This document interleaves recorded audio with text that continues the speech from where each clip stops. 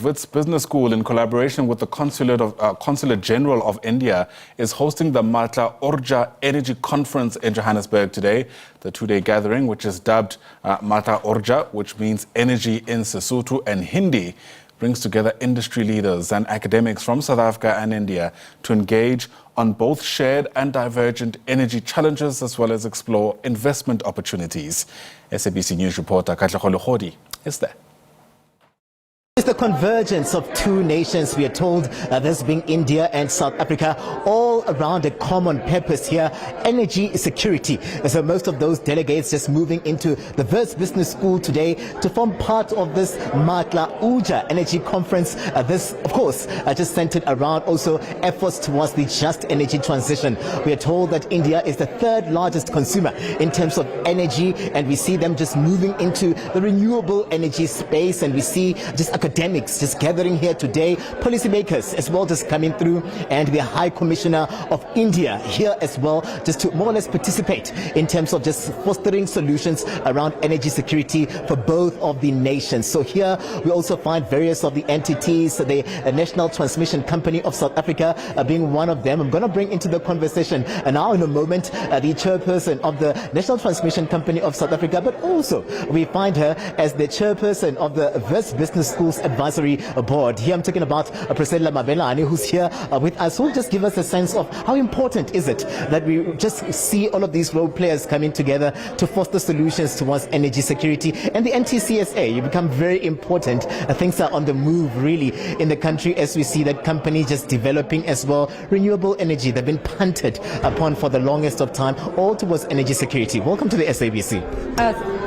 Thank you for the opportunity, and it's good to engage again, and good morning to your listeners. It's quite an exciting opportunity, and encouraged by the role that Wits Business School has actually been driving to ensure that we orchestrate an engagement of two countries to identify common synergies, particularly around developing innovative solutions that will drive our two countries to be able to accelerate the energy solutions that are required to address energy poverty.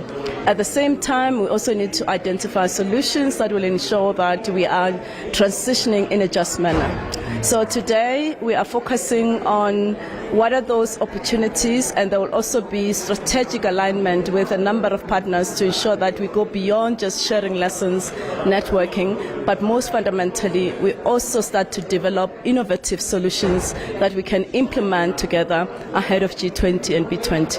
Yeah, and also we know that energy is very big on renewables. I mean, India is very big on renewables, and those are the lessons that we'll want to take and tap into in terms of ensuring that the grid is able to accommodate them. The National Transmission Company of South Africa plays an important role. There have been developments, things are on the move as we speak right now. Maybe how important is it that we draw lessons from India in terms of how they are handling the renewables, also keeping in mind the low carbon energy and our efforts towards the just energy transition in 2050? India has been taking and making good traction in terms of digital solutions, as well as other technologies like microgrids that we can actually deploy for our communities. So we need to ensure that through this collaboration we actually identify all of those and we share. So the sharing comes both ways, but most fundamentally, as I've said, we align on specific drivers that we can actually start to implement and ensure that our two countries addresses the challenges of energy and ensure that we have affordable, available energy to all. And just before we let you go, we know very well that policy become important. We've seen various of these frameworks here at home in terms of renewables, in terms of the just energy transition. The IRP document as well become very important in terms of ensuring that we see a greater mix of these energies coming together towards this just energy transition. Where are we? And policy-wise, do you think that having government here as well, ESCOMs here as well, do you think that there's greater alignment in terms of also taking through from what India has been doing over time around energy security? I mean, as you are aware, I will then inform you that for the last couple of days, including today, the team is busy with IRP consultation. We've received all the comments, and a significant number of them were actually quite valid. We have applied minds, our government has applied its mind, and we've also given input from an NTCSA perspective, and we are now engaging with the external stakeholders to get input. So the intention will be to finalize that as soon as possible.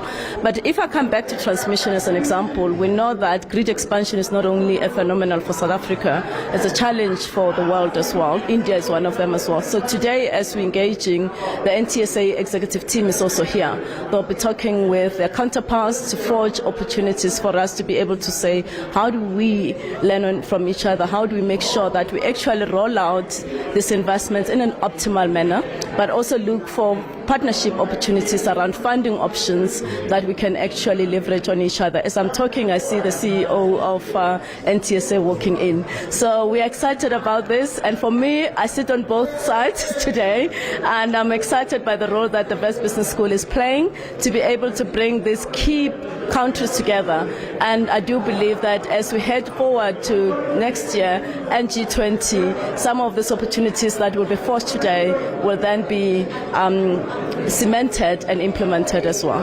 Priscilla, thank you very much. I know you're forming part of a panel that will sit on these issues, but everything of the best, and thank you very much for giving us your time. Priscillah Mabelane coming through there as the chairperson of the Wits Business Schools Advisory Board, but also here as the chairperson of the NTCSA, and you hear them saying that there's a need here to converge and foster those solutions, and really all of these would inform policy in terms of how the country moves into the just energy transition but greater energy security. I'm Katlego for SABC News in Parktown.